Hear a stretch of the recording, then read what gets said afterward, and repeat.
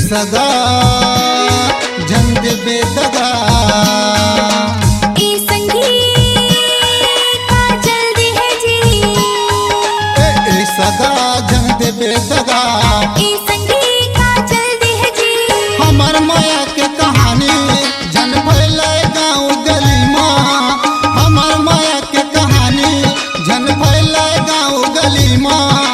जान पाही तोर डोकरी दाई मार दी तोर बाबा हे ए सगा झंड बेदगा ए संगीत का जल्दी है जी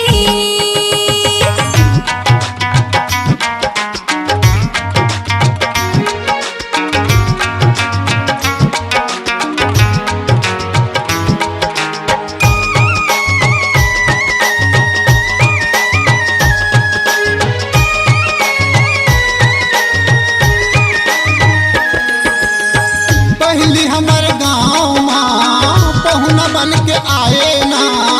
माया तोड़ले अब बड़ हो गे दुरिया झन जागे ना माया तोड़ले अब बड़ हो गे दुरिया झन जागे ना माया तोड़ले जाता है बोला जन बुलावे ना माया के जलैया ये सारा जमाना है माया के जलैया ये सारा जमाना है हमर माया के पुरिया लाए हो लाड़ू मुर्रा हमर माया के पुरिया लाए हो लाड़ू मुर्रा आऊ लाए हम उसना कांदा खाबुज कुल्लम कुल्ला ए सगा झंड बेदगा ए संगीत का जल्दी है जी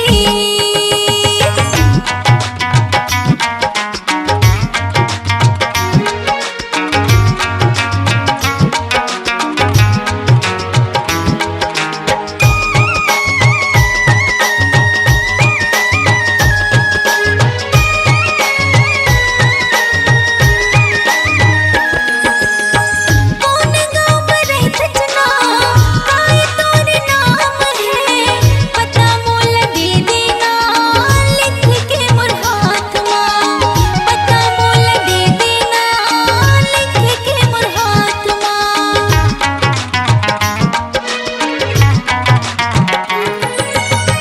नो ज्यादा दुरिया के दिली मोर गाँव दुही मेरे रैठौना दिल मोर नाम है दुही मेरे रैठौना दिल मोर नाम है जैसे सीता के नाम पर माया रही से भारी जैसे सीता के नाम पर माया रही से भारी वैसे माया तोर बर हवे संग भारी ए सदा झंड बेदगा ए संगीत का जल्दी है जी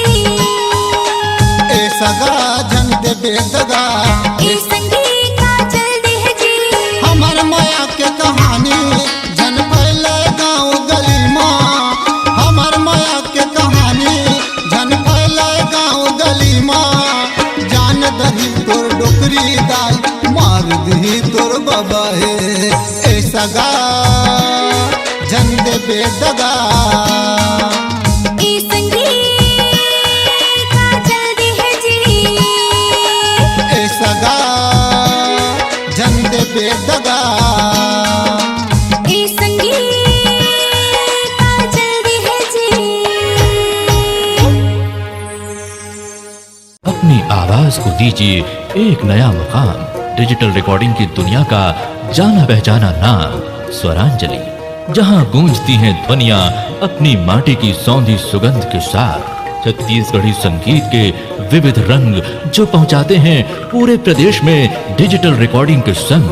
स्वरांजलि स्टूडियो, नेमीचंद गली नंबर 2, गंजपारा, रायपुर।